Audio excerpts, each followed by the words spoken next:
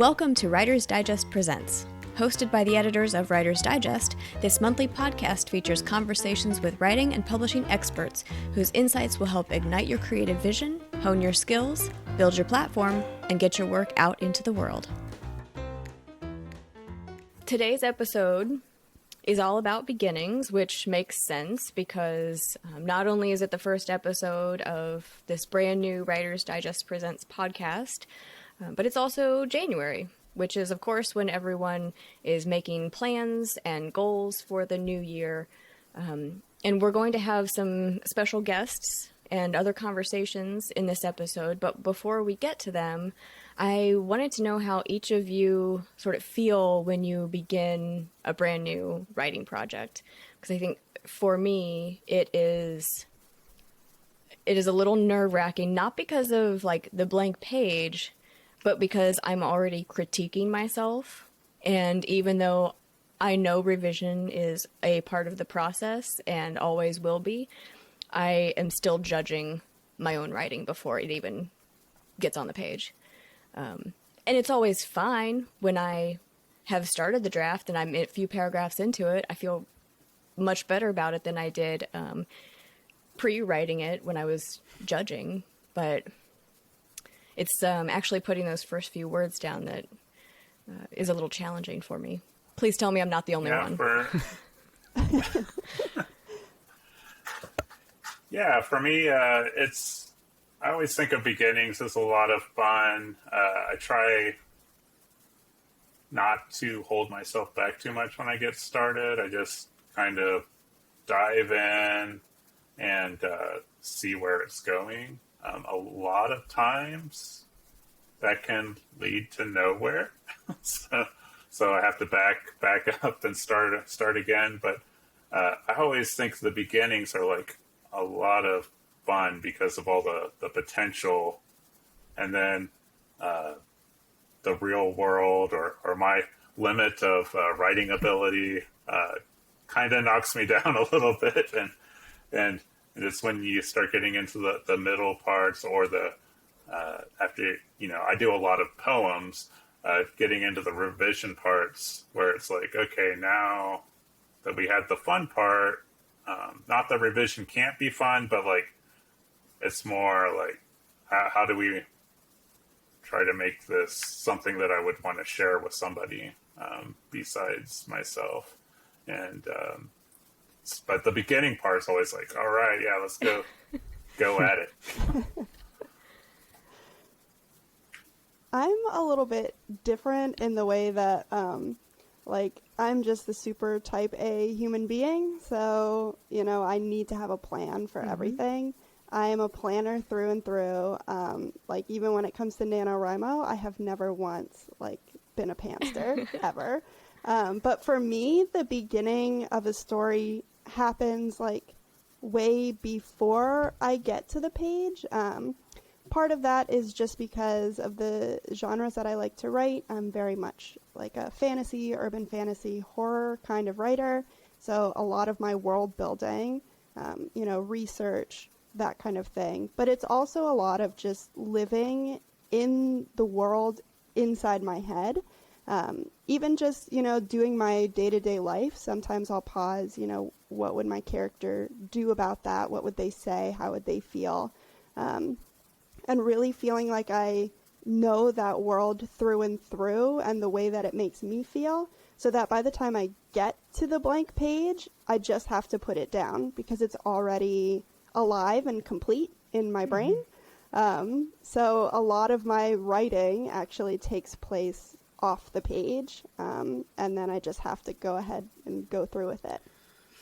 This is really interesting because I love starting new projects. Like, my favorite part of it is like the first sentence, and I think it's because the kind of books I like to read and the kind of books I'd like to write are like what my friends call books about nothing. Like, nothing really happens, but like life is happening.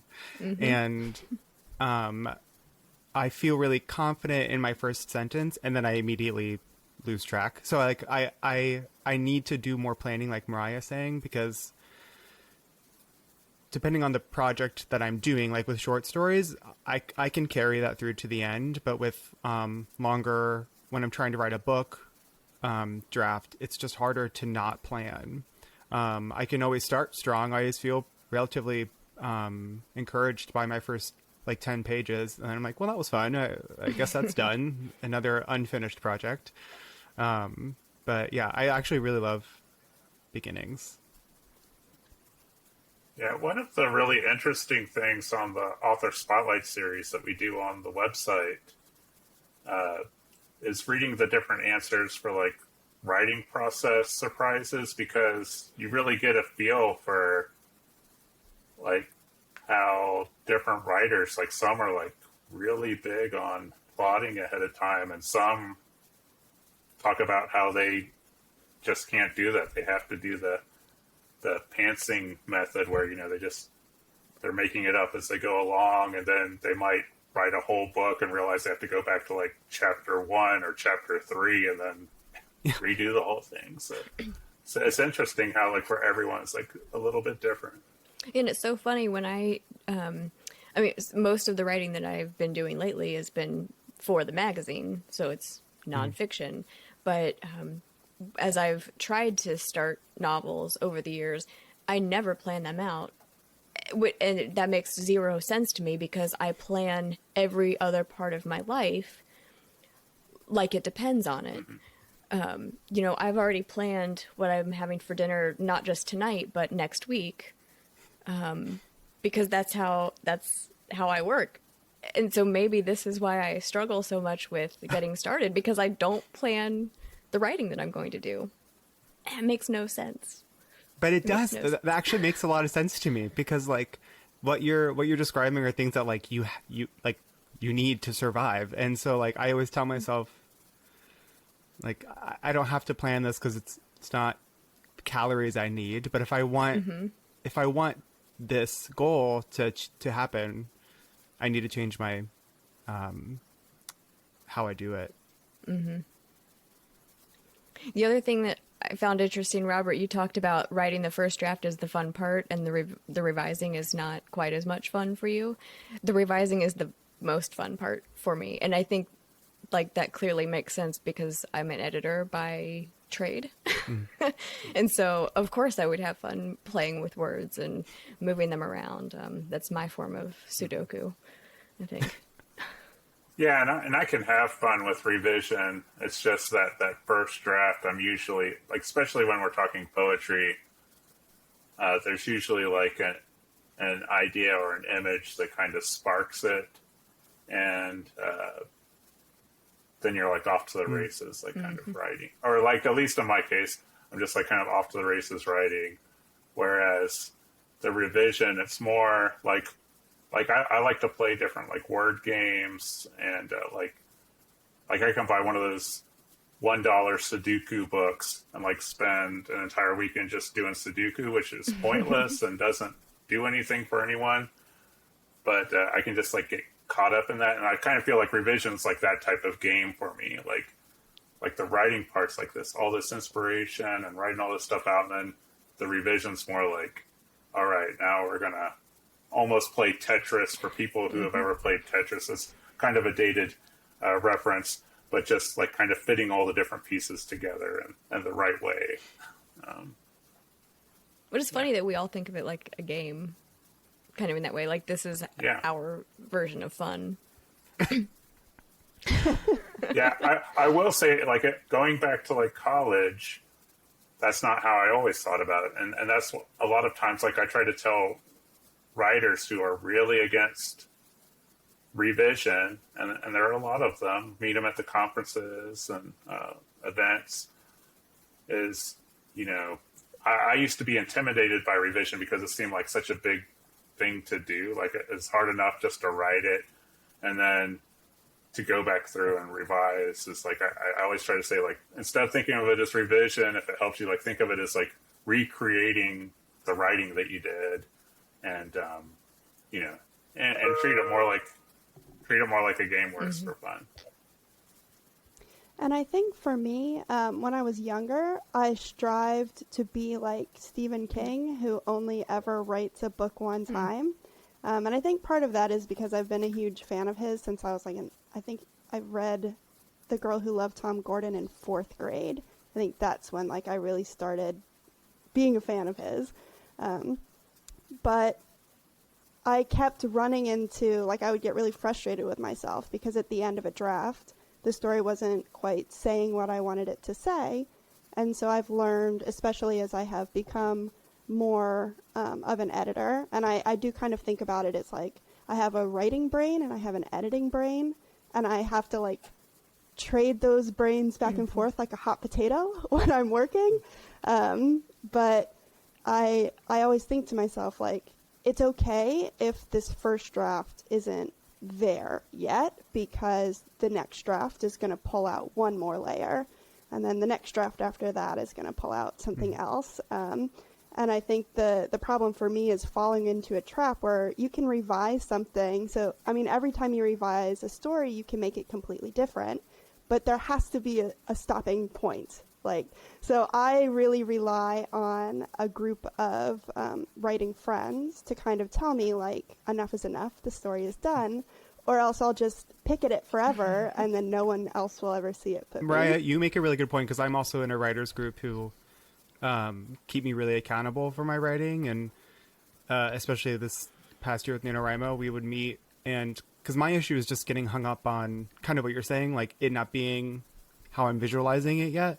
And most recently, when we met, they read a part of what I had written that I was not feeling very strongly or confidently on. And my friend Lily said, there is something here, so just keep going. And that was what I needed to hear, because at the same time as I totally believe in revision, but don't worry about revision until you need to be revising. And something that I have learned, I learned it as an editor from like my editing position, but then looking back, I was like, oh man, this is actually really useful for me as a writer, is that a lot of times, especially if I'm writing a longer project, I'm actually writing 2 stories. So I get to a point where I'm like, okay, it seems like the story isn't really going anywhere. I'm not really sure who the story is about at this point. And then I just have to pick. You have to pick one or the other. You can't have both, right? But in knowing that, I've been able to go back to projects that I've abandoned and been like, okay, I now more clearly see that this is who the story is about. This is where the story should go. And shuffle that other story off to the side. And a lot of times I've actually been able to reuse that story in a totally different way. It might not even be with the same characters or the same setting, but the fun thing about like these kinds of projects is that you can always begin something completely different. If you have to stop a project, or if a project is quote unquote failed, there's always room for new growth there. Yeah, that's a great point. Yeah, and you can always come back to it. That's always been my experience. And also, like with you mentioning the revision, like continually revising, it does sometimes even go on after you've been published. My poetry collection, Solving the World's Problems, when I run around speaking and reading those poems at different readings, and even like, I'm sure like next time I go do a reading again, it won't surprise me that I'm reading a poem and then make a note while I'm reading. So I've done this before, like I'll make a change like right there on the spot. And, and that's why I always advise people to read their work out loud, because you can really catch stuff that makes you stumble. If you stumble when you're reading it out loud, then people are probably stumbling when they're reading it silently. Yeah, that's a really interesting point. I think this is why I always get nervous about reading things in public, because I do have that inclination to fix things But I like that you're just improving them. It's fun that poets get to do that.